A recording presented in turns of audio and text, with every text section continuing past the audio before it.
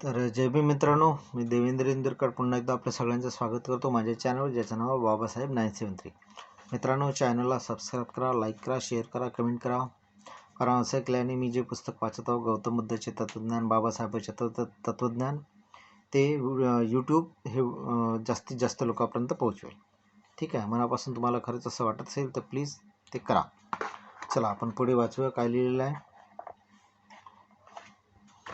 तर आपण भगवान बुद्ध आणि त्यांच्या धम्मातील तिसरा खंड, त्याच्यातील भाग पहिला, त्याच्यातील पहिला प्रकरण, याचे 2 व्हिडिओ बनवलेले आहेत. तर आपण त्याच्यातील काही भाग म्हणजे शेवटचा भाग पाहूया काय लिहिलं आहे त्यामध्ये. भगवान बुद्ध आणि त्यांच्या धम्म या 2 अगदी अलग गोष्टी आहेत.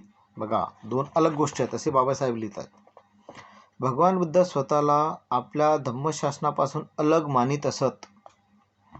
याचे दुसरे उदाहरण म्हणजे आपला उत्तराधिकारी नेमण्यास त्यांनी दिलेला नकार हा होय. 2-3 वेळेला त्यांच्या अनुयायांनी त्यांच्या पश्चात कोणी अधिकार चालवायचा ह्याचा निर्देश करण्याची भगवंतांना विनंती केली होती, म्हणजेच उत्तराधिकारी नेमण्याची विनंती केली होती. आणि प्रत्येक वेळी भगवान बुद्धांनी तसे करण्यास नाकारले. धम्म हाच आपला स्वतःचा उत्तराधिकारी असे त्यांचे प्रत्येक वेळी उत्तर असे. धम्म हा स्वतःच्या अंगच्या सामर्थ्यानेच जगला पाहिजे. त्याच्या मागील माणसाच्या सत्तेमुळे नव्हे असे त्यांचे स्पष्ट म्हणणे होते. मागील म्हणजे त्याच्या मागे माणसाची सत्ता असली पाहिजे असं नाही आहे. त्या धम्मामध्ये स्वतः जगला पाहिजे. स्वतः धम्म, त्याला माणसाची आवश्यकता नाही. ज्या धम्माला जगावयास माणसाच्या सत्तेचे बळ लागेल ते धम्मच नव्हे असे त्यांचे स्पष्ट मत होते गौतम बुद्धाचे.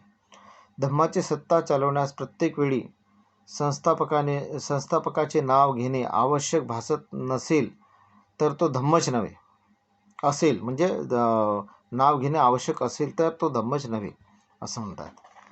अशा पद्धतीनं यामध्ये बाबासाहेबांनी लिहिलेलं आहे. तर मित्रांनो, तुम्हाला खरंच मनापासून वाटत असेल की गौतम बुद्धाचे तत्त्वज्ञान, बाबासाहेबांचे तत्त्वज्ञान जास्तीत जास्त लोकांपर्यंत पोहोचले पाहिजे असं वाटत असेल तर या व्हिडिओला, चॅनलला सबस्क्राईब करा, लाईक करा, शेअर करा, कमेंट करा. असं केल्याने यूट्यूब आपले ही व्हिडिओ हे तत्त्वज्ञान जास्तीत जास्त लोकांपर्यंत पोहोचवते. ठीक आहे. जय भीम.